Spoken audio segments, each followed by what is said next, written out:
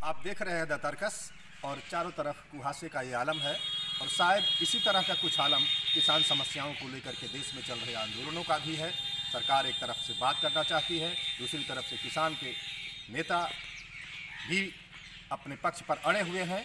और आज के इस संदर्भ में याद आ रही है दुष्यंत कुमार की वह गज़ल कि मत कहो आकाश में कोहरा घना है, यह किसी की व्यक्तिगत आलोचना है। यह भी हमारे देश के साहित्यिक संदर्भ से जुड़ी हुई बातें हैं। आइए आज हम चर्चा करते हैं किसान आंदोलन के भविष्य पर और किसानों के साथ वास्तविक हक और उनके न्याय के लिए क्या किया जा सकता है, इस पर हम बात करेंगे। 6 जनवरी है और आज देश भर के किसान आंदोलन से जुड़े किसानों ने देश भर में ट्रैक्टर रैली आयोजित करने का ऐलान किया है। दूसरी तरफ उत्तर प्रदेश की महामहिम राज्यपाल ने कहा है कि किसान गुमराह न हो।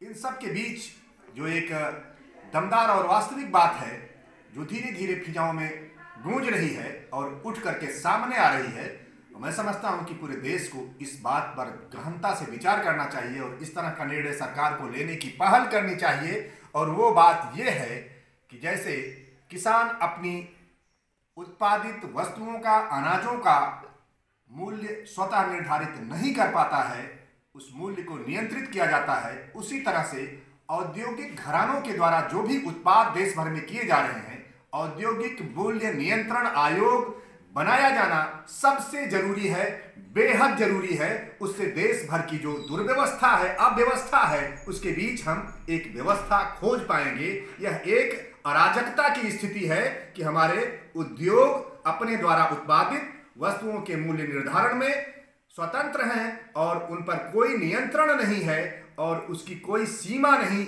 बनाई गई है कि वह कितने गुना तक मुनाफाखोरी कर सकते हैं। हजारों गुना मुनाफाखोरी करना यह अपने आप में बेहद चिंताजनक है। देश ही नहीं, दुनिया में जब लोकतंत्र की स्थापना, हम कहते हैं कि दुनिया लोकतांत्रिक युग चल रहा है, तब इस तरह की बातें उद्योगपतियों के हित में और बहुसंख्यक किसानों और मजदूरों के विरुद्ध कहीं न कहीं यह बहुत ही चिंताजनक बात है। इस बात को पूरे देश के राष्ट्रीय और अंतर्राष्ट्रीय मंच पर पूरी ताकत से हर संवेदनशील इंसान को, हर मानवतावादी सोच के व्यक्ति को उठाना चाहिए कि औद्योगिक मूल्य नियंत्रण आयोग प्रभावी हो, तत्काल प्रभावी हो और सरकार जिन चीजों पर किसानों को आश्वासन दे रही, चाहे वह एमएसपी हो, चाहे मंडियों की बात हो, उसको कानूनी दायरे में लाकर उसको कानूनी जामा पहनाए। यही इसका हल हो सकता है और इस दिशा में हर नौजवान किसान को बात करना चाहिए। यह किसी के पक्ष और किसी के विपक्ष की बात नहीं है, किसी पार्टी और दल की सीमाओं की बात नहीं है।